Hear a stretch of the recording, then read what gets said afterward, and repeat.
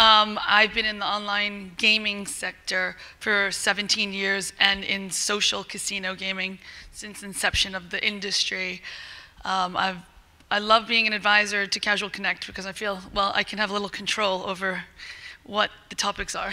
And this is a topic that is very close to my heart. I feel like social casino is a bit stymied, and I feel like the future of innovation has to do with the blending of casual and real money gaming, or real money gaming mechanics in casual. We saw Aristocrat acquire Plarium this year. There's been a lot of speculation about why they would do such a thing. It's outside of their core. Is it about real money getting into casual games? How do you bring casual games to more of a gambling mechanic? And the future, there are apps such as Coinmeister or what was the other one that was like almost their clone? I think it was Pirate Kings.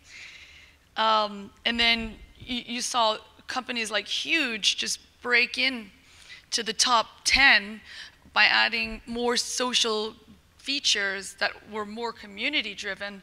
And so I say, is this where the industry's going, especially with the Plarium Aristocrat acquisition? So this is why I sort of brought up this topic to suggest that we have this topic as a panel for Casual Connect. So with that being said, I'm going to let the panelists introduce themselves, and then we're going to kick off some of the questions.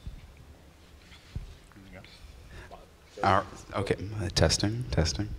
Hi, my name is Chase Payne. I'm Business Development Director at Roommate Studio. We're an external developer primarily based in Ukraine, Kiev. I recommend you all go if you haven't been before. It's beautiful there. I'm based here in Los Angeles. And a little bit about myself. I got my start in games with Electronic Arts in college. I was an EA Sports campus rep during my college years. Did that for about 3 years. And worked for EA after school, did some product marketing, but broke into social gaming, social casino, specifically when I ran game production for Zynga Poker for about 4 years back in 2009. A lot of learnings. My first startup, rocket ship growth, went IPO. I thought all startups did that. That we disrupted spaces all the time. Got super spoiled after that, but learned a ton. Since then, I've lived overseas a couple times, most recently in Malaysia, where I was running marketing for Streamline Studios, and decided to come back to the States, where now I'm based in Los Angeles. And here to talk today. I'm really excited. Thanks, Chase. Thanks, Melissa. Hi, everybody. Dan Silberberger, responsible for business development at Huuuge Games. And I'm pretty new, so I just joined in November, and I joined right before the holidays and everything, so I got a nice time off right after I joined, which is cool. I've known Anton, the founder CEO, for quite a while. I've been asking him for quite a while, hire me, please, hire me. And he finally said yes, so here I am, happy to be here. I come from more traditional mobile games, and so early days, I've been doing it since 2002. I've worked for companies like Jamdat, back in the Java Brew days, acquired by EA, worked for other startups and ups and downs. Like you, I was sort of spoiled by Jamdat. Everyone was so happy and successful. I've been at many startups that have not been as successful. Hopefully Huuuge will continue to do well, and hopefully I jumped on the right ship here. But very happy to be here and talk about this topic. Before I jump into my questions that I sent you, maybe you could share a little bit about what it's been like to have perspective in the casual games and the gambling side of it. Not that it's social casino, but gambling mechanics games. Have you noticed a difference in terms of player interaction, culture, any of it? I know I didn't ask this one up front, so I'm asking you guys to think on the... I would actually highlight from a casual being a word that's loosely or socially tied to social. Often, when thinking about casino and gambling, just how many people actually go to physical casinos? Like actually go to physical casinos and have a social experience, a casual experience, and recounting the events and things that you do there. But then if you actually play the games and they're saying a whale in the gaming world is not someone that you would normally come across or engage with, how are they different? And are they changing? So when looking forward, you're always playing that game of balancing the player you're best serving. if you're going to compromise one audience versus the promise for tomorrow. So I think the thing that constantly comes up when we're talking about these games is, well, how many people in this room have been to a casino recently and had an experience? And being able to connect, how does that user experience or user journey fit with what we're trying to solve? Always a fun exercise, and I never get the best answer, which tells me that we're all still figuring a lot of this out. I can say for us, one of the features we added was more of a competitive gameplay in the slots, playing slots, but more competitively. Definitely defied conventional wisdom at the time when we did that. A lot of people said slots players don't like that. We did it anyway. And I think the conclusion is that it was additive, not sort of that there was no cannibalization. It's not like the people who are just core slots players that, hey, I'm out, I can't play anymore. They still stuck around, but we added more people that wouldn't necessarily play slots to the game. So of course that worked out, and I guess you can call it a risk, but it was always something we wanted to do. I guess my first question really is about Huuuge. It's been mentioned over the past few days is the model of excellence of all things to copy since in 2017.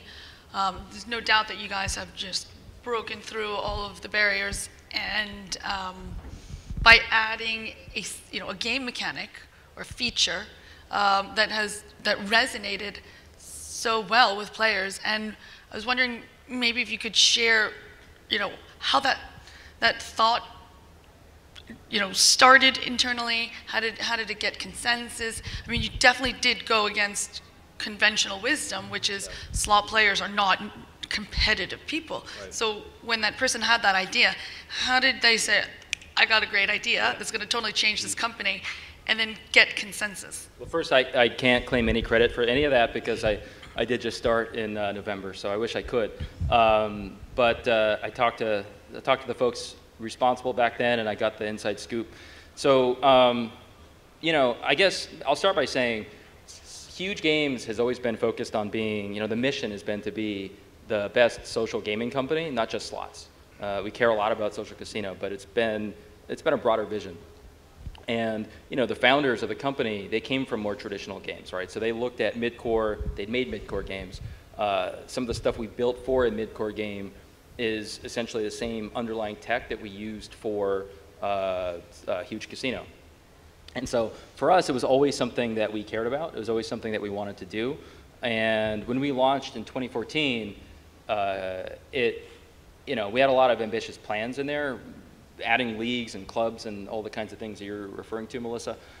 We're always there. We couldn't do it all, though, so we launched in 2014 and just had to add things later. It wasn't until 2016 that we got some of the other stuff in.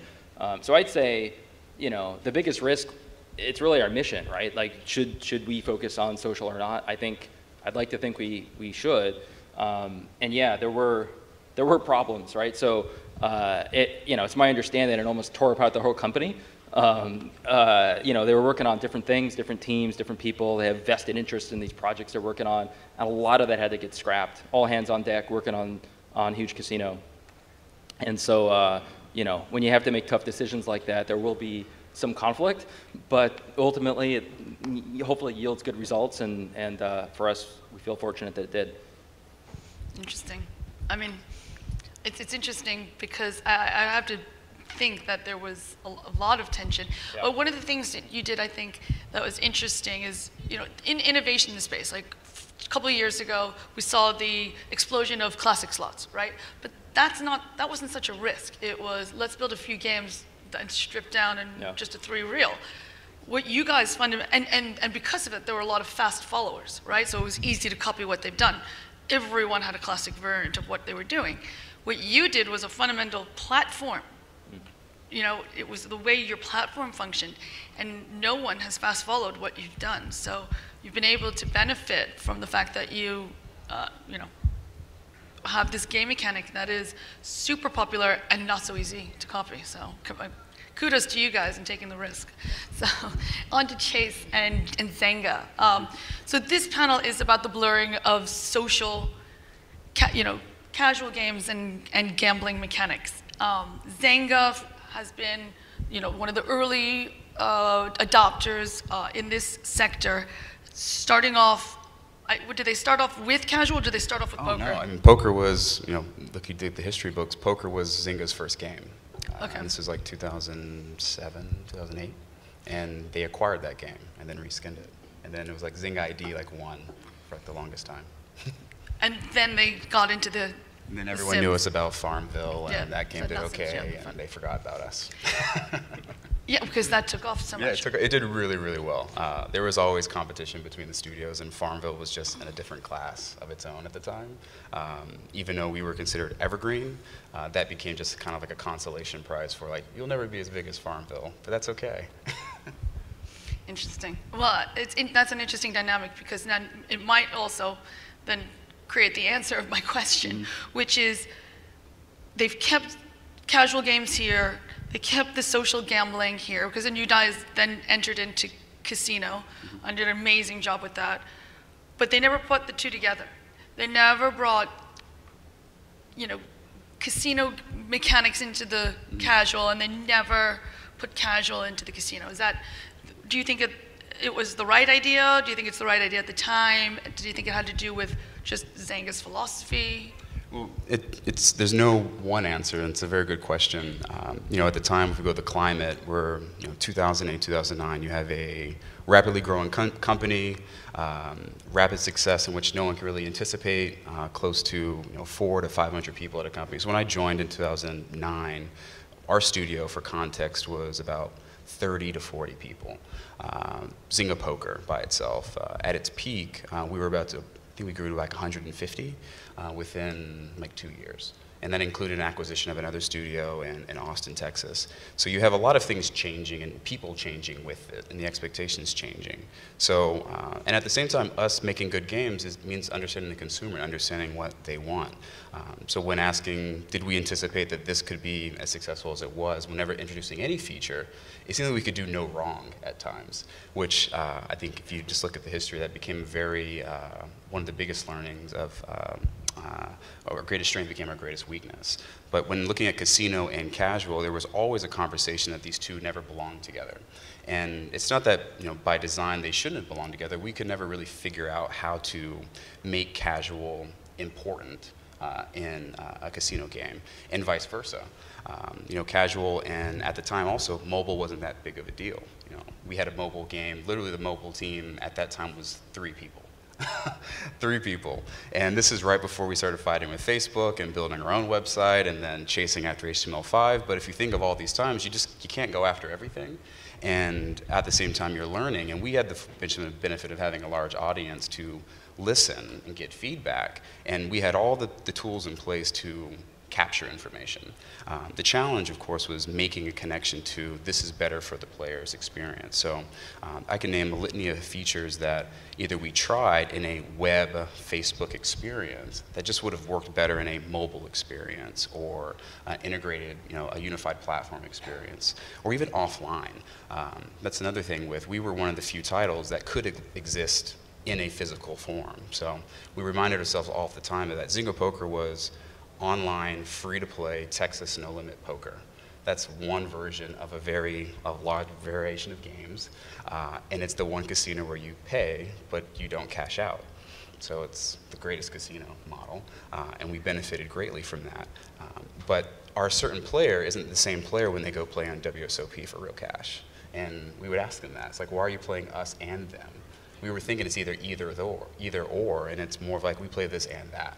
And that was always something we were chasing after and understanding. And honestly, there was, with one end table and one experience, the #1 metric we always looked at was hands played. So with hands played, that was our leading indicator that we are getting an experience right. So whenever we added anything to that, and if we categorize it, this is a casual experience, and if it hurt that number, it was out the door, because we knew we could replace it with something else that could lift it. Did you feel that Zynga had a more casual approach to poker than even the free play WSOP? I would say we didn't have to think that hard when it came to that, to be honest. And it's very truthful. At our peak, during my tenure, we were serving over 8 million people a day across web and mobile. And if you think of our competitive advantage was you could come to our tables and there would always be a table to play. All the time, 24 hours a day. We were running a 24-hour service. And that didn't matter if it was free to play or competing against real money. We just felt like we were dominating our lane. And everything was telling us that. So when we looked at enhancing the experience, it was always came down to, are people playing more hands? Or are they playing more with the friends that they enjoy playing with? And if we couldn't prove that definitively, we knew when to kill something sooner rather than later. Interesting. So moving on to the casual side and away from maybe some of the social casino, we come to the subject, a very timely subject of loot boxes, right? We've seen it with the Star Wars Battlefront 2. I mean, it's not like loot boxes are new to 2017. They've been around for many, many years, but maybe it's the Star Wars introduction of loot boxes in their game, and the fact that it is a brand that is so well known and yet caters to a younger demographic, that all of a sudden it's now become almost like a toxic issue, where Belgium's gaming commission's weighing in saying this is gambling, and Hawaii's now setting regulations or proposing to. Australia's weighing in on this, saying this is gambling. So why now? Like, why 2017? Was it just Star Wars? Did they do it more aggressively? I don't know. Why is this such a toxic issue? And by the way, do you think it's gambling? I do. I mean, maybe not legally, but I guess when you're buying hope, right? So if you're playing a game, you buy a chest, you hope that there's what you want in that chest, and you have absolutely no control, right? You can't change the outcome of what's in there. It's just you buy and you hope and you pray. That's to me feels like gambling, even if the payout is not tangible, sort of resellable goods. It's still gambling. I guess maybe the best kind of converse to that, I'd say, would be, when I was in high school and I'm studying for a math test, I knew that if I studied really hard, I was going to do better. And so even though I might have to wait a week to get my results back and think, okay, I got an A or whatever I got, I still knew that I studied and that I probably did well. In this case, you have absolutely no idea, right? You can't know anything until you open that chest. To me, that kind of feels like gambling. I'd say, yeah, I think Battlefront's a big part of it. It's also just kind of a critical mass. I mean, there's so many games that do it. Clash Royale, of course, became such a massive hit. They kind of set the stage for everybody else to copy that model. It's relatively easy to copy, not necessarily easy to do well, but easy to copy.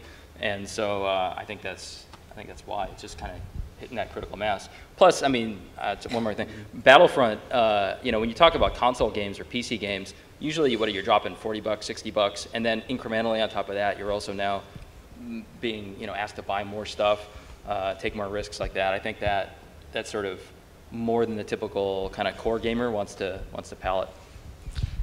Yeah, to build on that, citing the Zynga experience, yes, it's gambling. Poker's a game of skill. There's 52 cards in a deck.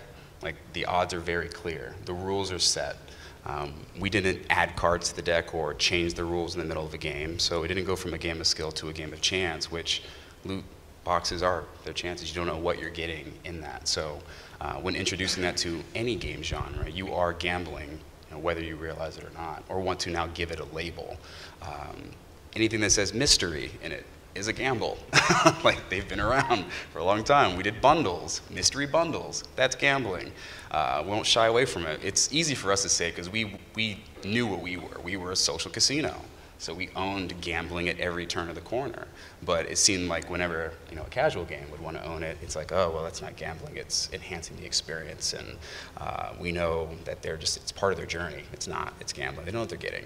And we know you're playing with the odds. And I think that leads to the latter point, where the critical mass point, if I think the progression of this conversation was, where Facebook, where we were serving an audience that hadn't been served, and we're giving an experience that didn't exist. And with growing with the platform and learning with the platform, people grew with the platform, and they learned the platform. I'm sure everyone in this room knows when they're in a flow group and when they're not. When they know when they buy something, then their experience changes the next day. Like that, consumers are more educated. There's more knowledge, information out there. And on the Star Wars example, just seeing the reaction really, to bad balancing and bad tuning is what really made this blow up in everyone's face. And at the end of the day, you're insulting a community if you don't think that they're aware of the game that they're playing. And I think this could have been handled a lot differently, publicly, but some lessons are learned the hard way. So at the end of the day, loot crates are gambling unless you know what's in the crate. And the topic is worrying as someone who works in the gambling industry, because there's a very technical definition to what is gambling. You need consideration, and consideration doesn't necessarily have to be cash. You need consideration, chance, and prize. And the whole reason why this industry exists, the social casino, is because there's no value to the prize externally from the game that you're playing. So there's no external value. If now that you're saying the loot boxes are gambling, there's no value to whatever you get in those loot boxes outside the game. So technically, it isn't gambling. But when gambling commissions, such as Belgium and Victoria in Australia, start weighing in and saying, I think this is gambling, then you come and potentially destroy not just the companies that are doing this casually, but the social casino industry loses its entire premise.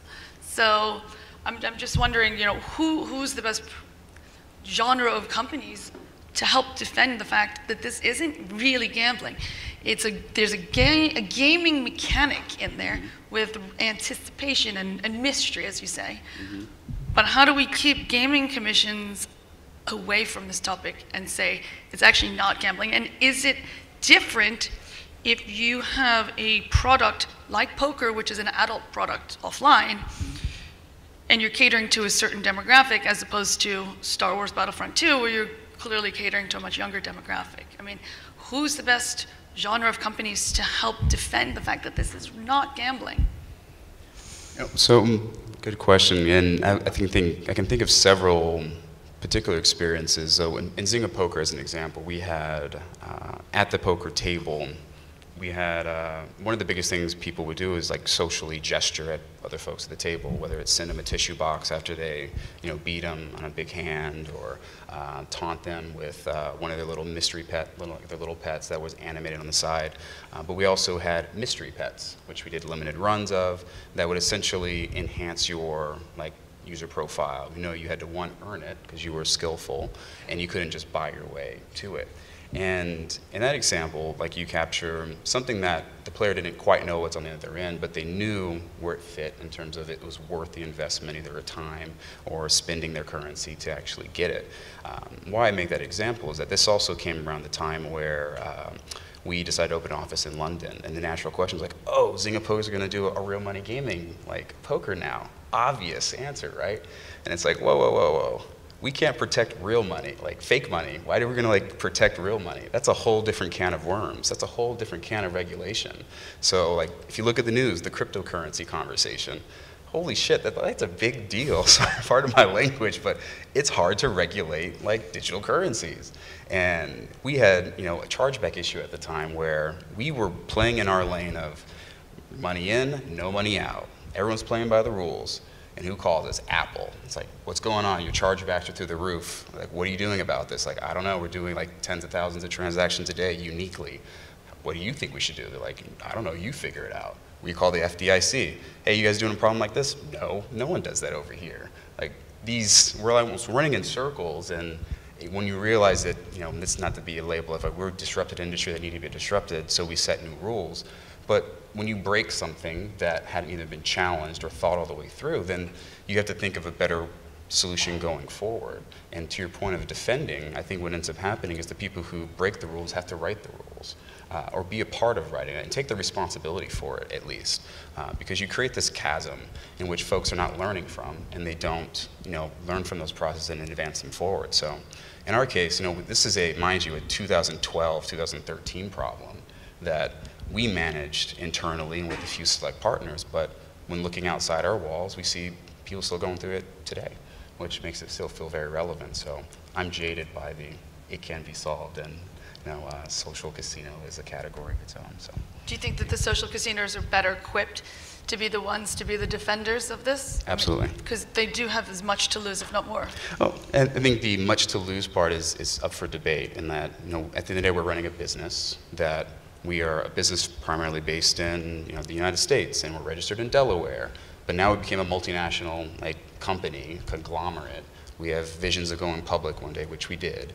And you're looking at the risks that come with that. And you weigh the leadership ranks and hey, is this too much to bite off? Should we just get out, cash out, and walk away? Or own it and ride this through, which we chose to do.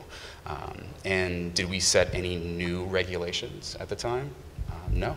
And the irony there is, when I decided to leave in 2013, I saw a new law that came up in games of skill, which was about daily fantasy sports, and decided to get into that business.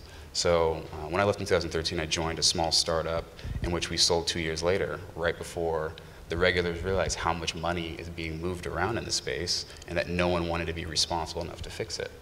So it's happening in continuous cycles. In that example, I'll publicly blame FanDuel and DraftKings for not stepping up and fixing this before it blew up. So it kind of goes in circles. But I think the people who create the problem should be the ones who fix it.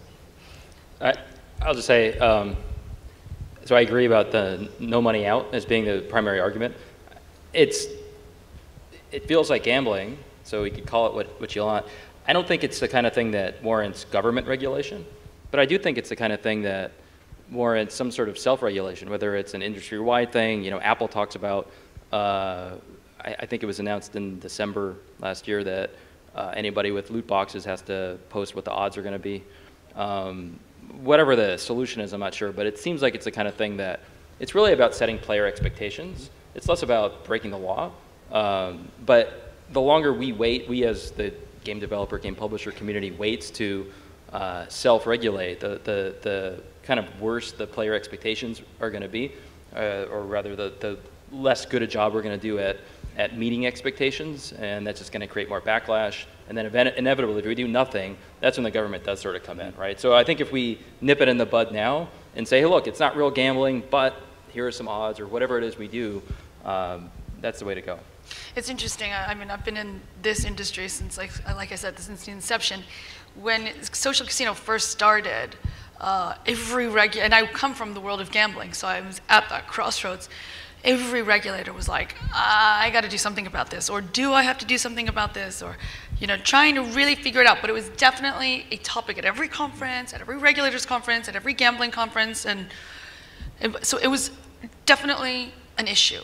And what ended up happening is Caesars made the acquisition of Playtika quite early on in the industry, and two individuals, one in compliance and one in legal, went around the country, territory by territory, regulator by regulator, and then across and then over to the UK and to the other countries that were thinking, like France, they were making a big stink, and Australia, they didn't know what to do. So, and they literally, the two of them, went on a roadshow for a year and educated the regulators and preempted them and said, here's the fears of other regulators, here's why shouldn't be an issue. And the topic died. It just went away. And then when FanDuel and DraftKings started, and I also have a daily fantasy company that I co-founded, it was a nightmare. Every 3 seconds, another daily fantasy game ad. And I called up FanDuel and I said, please, regulators are coming to me and asking me to talk to you about your message and the frequency. And they told me to go take a hike.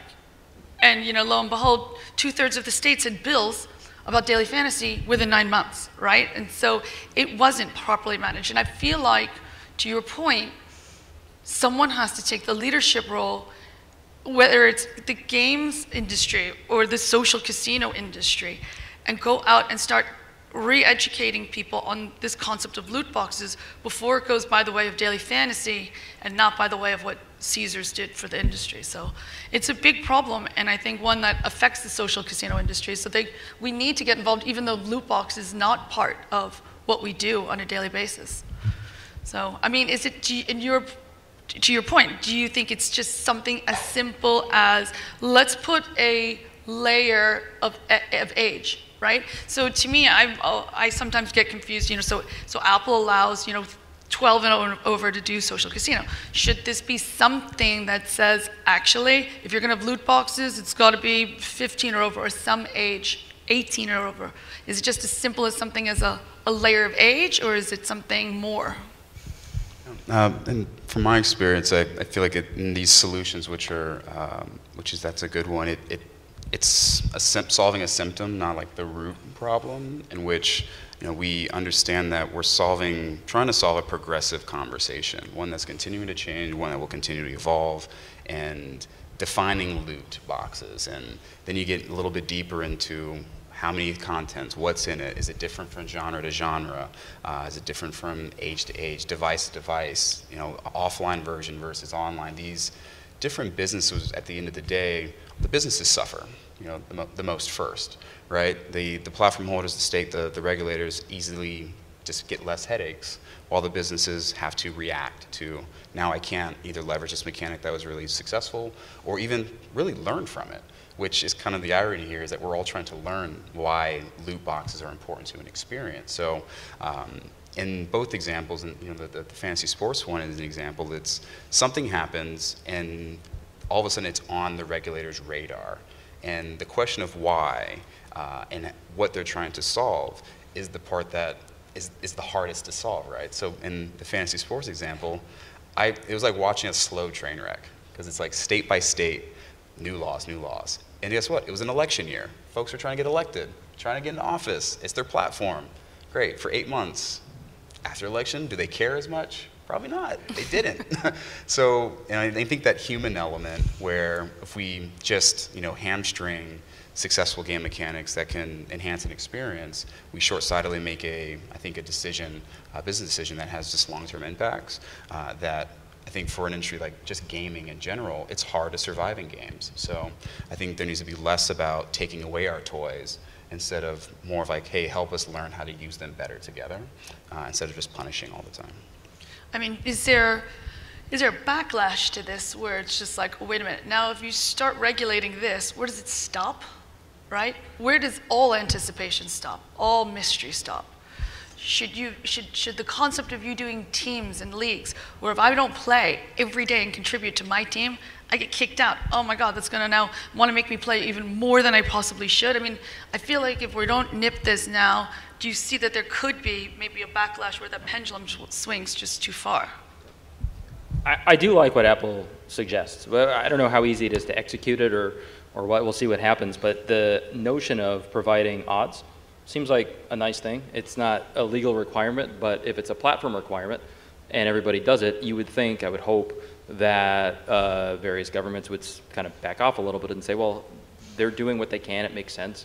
They're giving people the option. Again, I really think it's about expectation setting. The better that we can do in terms of setting expectations, the better. I think the other thing to think about is social gaming companies, or rather social casino companies, we're selling something that people understand, right? So when somebody downloads a social casino game, they know what they're going to get. It's a game of chance, right? So there's going to be a lot of chance in that game. We don't have to worry much in terms of setting expectations. If it's more of a traditional mid-core casual game, then I think a lot of folks are going to think, well, this is a game of skill, and that's going to be my primary experience. If it's chock full of loot boxes, then they might think, hey, look, this is not what I expected, I'm upset. I think we just need to prevent that from happening. And part of it's good game design. Some people are doing it better than others. That's maybe a little less tangible. The more tangible thing is something like what Apple's doing. Okay. I can argue both sides of this, yeah. Right? Mm-hmm. I could say if you start adding odds, it's looking a lot more like gambling. No, it could be it's a slippery slope for sure. So I don't know if it's the right thing. It's an interesting step in terms of self-regulation.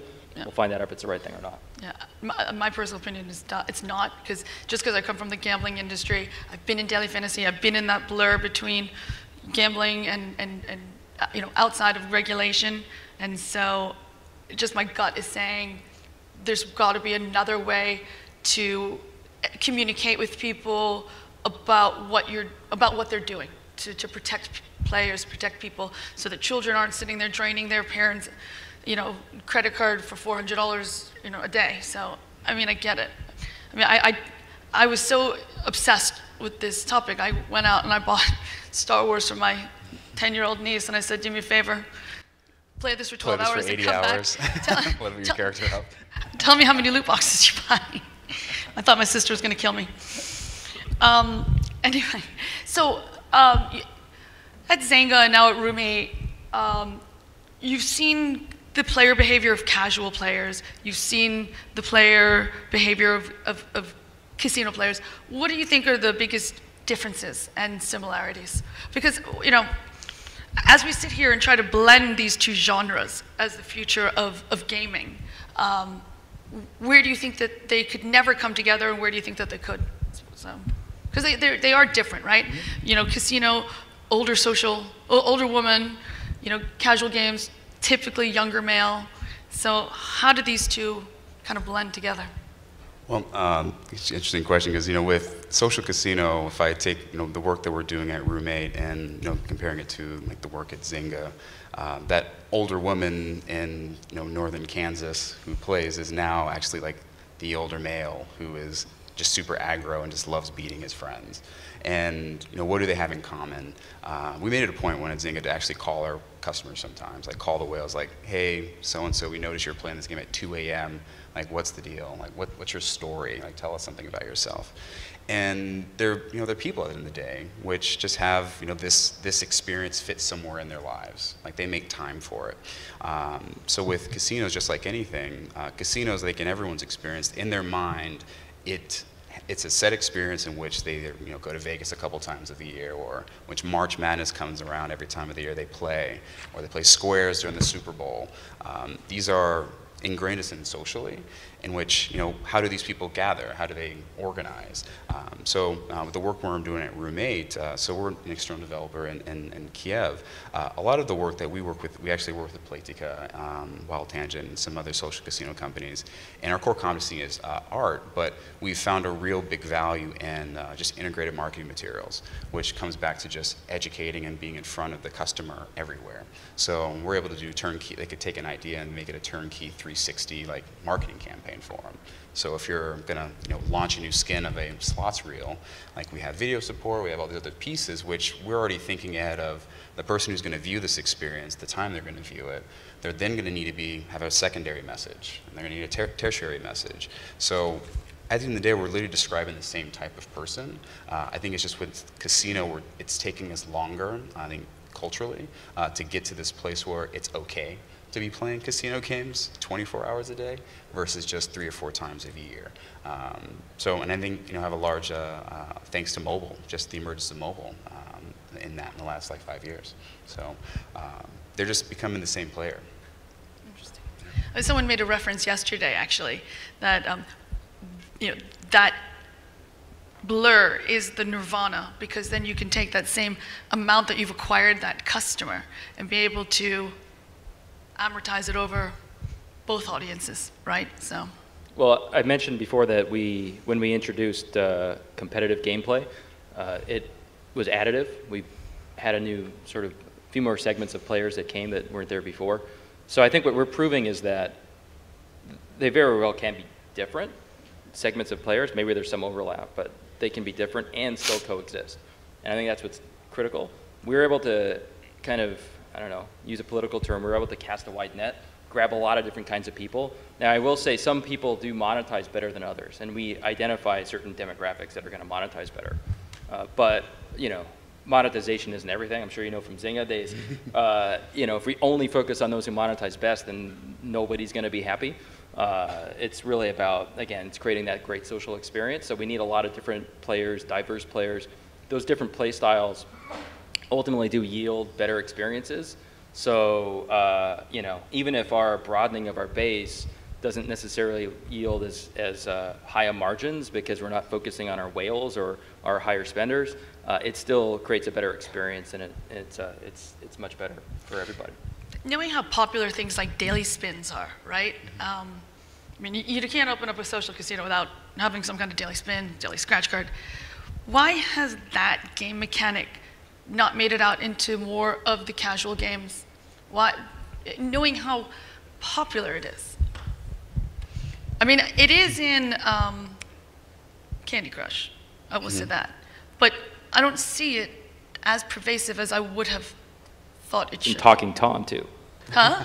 It's in Talking Tom as well. It's in like kids' games. It's weird. You'll see it pop up in these little places, and Talking Tom, I think, is, you know, it's like definitely targeted towards just kids. I couldn't play that if you paid me right now. It's a good guy. I like the company, don't get me wrong, but as a man my age, it's I'm the wrong demographic. And there's a lot of spinning in there, and it's, you know, it started teaching kids to do that. So I think people are trying, and they're doing it well, and everybody seems okay. Parents seem okay with the game as well, so we'll see.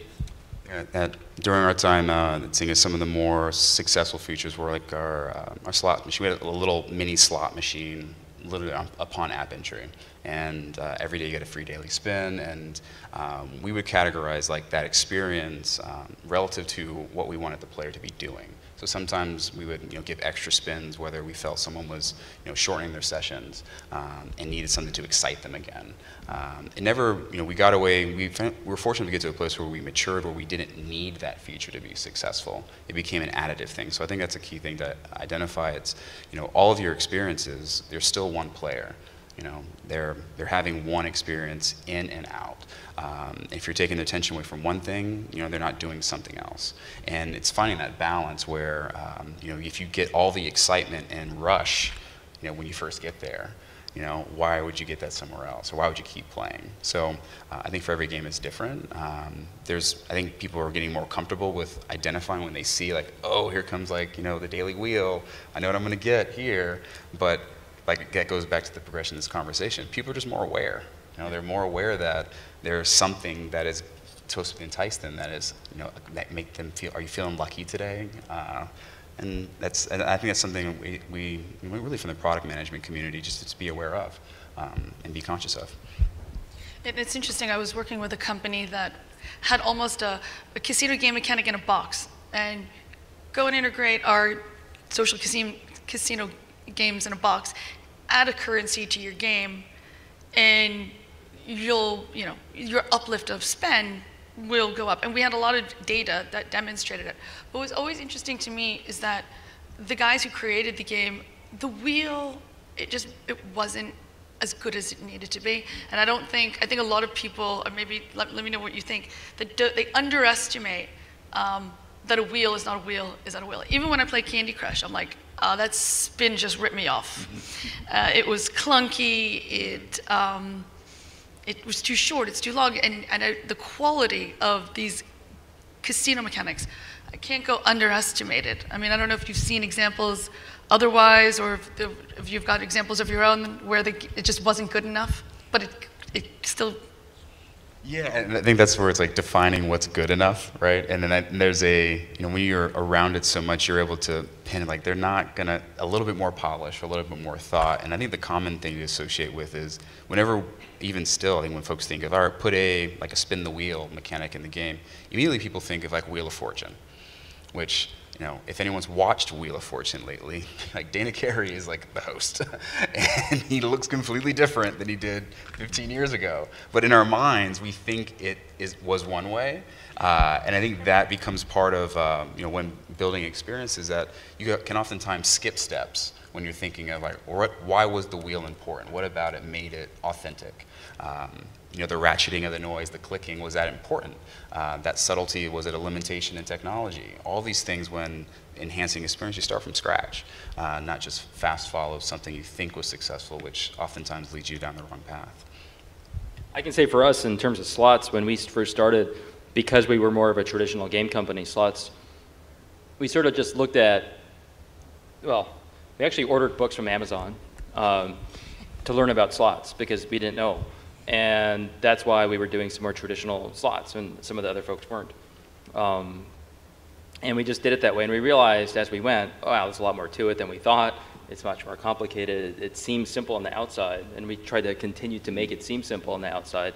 But there's a lot of work. And since then, we've hired someone who focuses exclusively on slot design and content.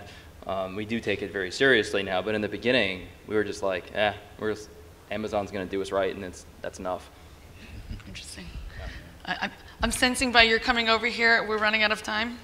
We are now opening up to the Q&A part. I do want to say, though, Chase, you might have hurt the never-aging Pat Sajak's feelings, as he is still on Wheel of Fortune, but Drew Carey is on The Price is Right. Does anybody have any questions? Got upset until you just brought it up. I love Pat Sajak. Any questions? Yeah, so you talked about loot boxes and then you talked about daily spins. How are they different? I mean, a daily spin is basically the same thing as a loot box. Well, it depends on how you acquire it, right? And so if a daily spin is something you do every day, but you don't have to pay your virtual currency for that, or real money, hard currency for that, then I'd argue that's very different than paying real money to buy an extra loot box. Now, if that loot box is just given to you, then yeah, that's the same. But if you have to pay for it, it's different. But if you had to pay for the daily spin, it's sort of the same. Yeah, then it would be similar. Except that one is a game mechanic we associate with gambling, and the other one is not, right? And so I think that's where the regulators are getting a little bit queasy, which is that, okay, you know what to expect with a daily spin, even if you pay for it. There's still no value to whatever you win, regardless, from a technical, legal standpoint. However, one is catering to a demographic that's younger, and one is catering to a demographic that's older, because the average social casino player is a female in her late 50s, mid 50s. Chase, you mentioned that as the ones that are breaking the rules, we often have to be the ones that are facing the legislature, facing the people making up the new rules. Do you have any thoughts and recommendations on how to do that, how to get in front of the people that are writing the laws and writing the rules that we'll have to follow down the road? Good question. Call your local congressman. No, but really, it humbly starts there. In those examples and the DFS examples, it became this thing that almost you felt powerless at times. Like, wow, this New York is going to flip, and now it's going to be illegal, and there's nothing we can do about it. And at the end of the day, these are people making decisions in which we are in a position to actually call attention to. So in the daily fantasy sports example, there's a whole third-party organization called FSTA, which is supposed to be the non-biased party, and that's mostly self-organized. Mind you, before DFS really blew up, these were guys getting together every year, holding their own conference. But they were an organization. There's just strength in numbers. So I think with part of when the rules get broken, right there, someone is calling out the rule.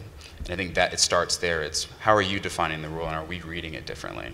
And see where the rabbit hole goes, quite frankly, because it often, in our case, mostly led to a place where even the person pointing the rule out didn't quite know it themselves.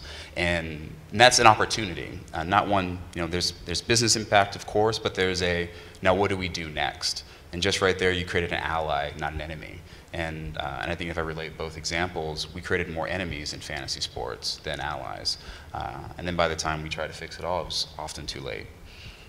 For the social casino, again, this was an issue back in 2012. We created the Social Casino Association. There ended up being 2 associations, and then we all merged because we realized this was just futile. So there was now one unified social casino or association dedicated to social casino. And we were marginally successful, I would say. I was out there at gaming regulator conferences speaking on this topic every chance I got. I was friendly with and I became friendly with a lot of the gaming regulators. So, if they had a question, they could call me or email me. And again, we were marginally successful. The most effective thing that we had was Caesars.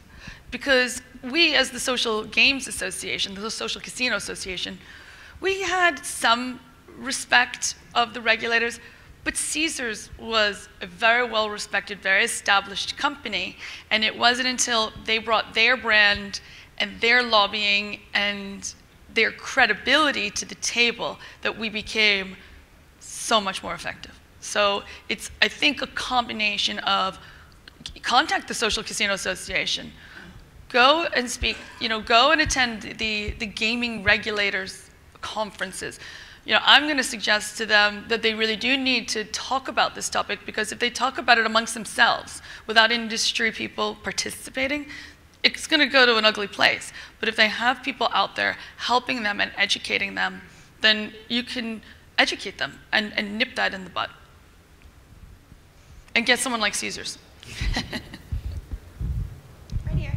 Hi. So I know we were kind of beating a dead horse with the whole loot boxes, but my question is, what do you guys feel about how we had the baseball cards, the Pokemon cards?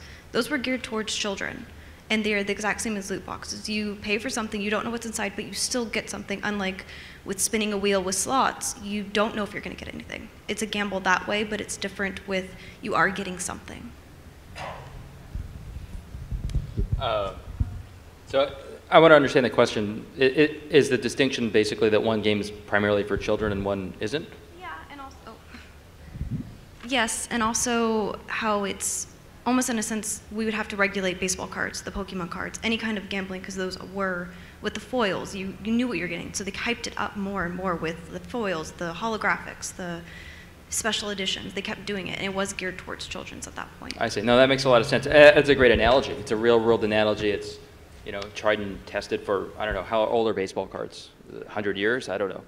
Yeah, over 150 years. Yeah, over 100 years. Yeah. No, I think that's a fabulous analogy. It is a great analogy, and it's one that's brought up in the gambling industry all the time, which is, I forget which figure, but when you bought that bubblegum pack, you got that one guy, and he's worth like hundreds of thousands now, and you didn't know. And that's what my question before was, where does it stop, right?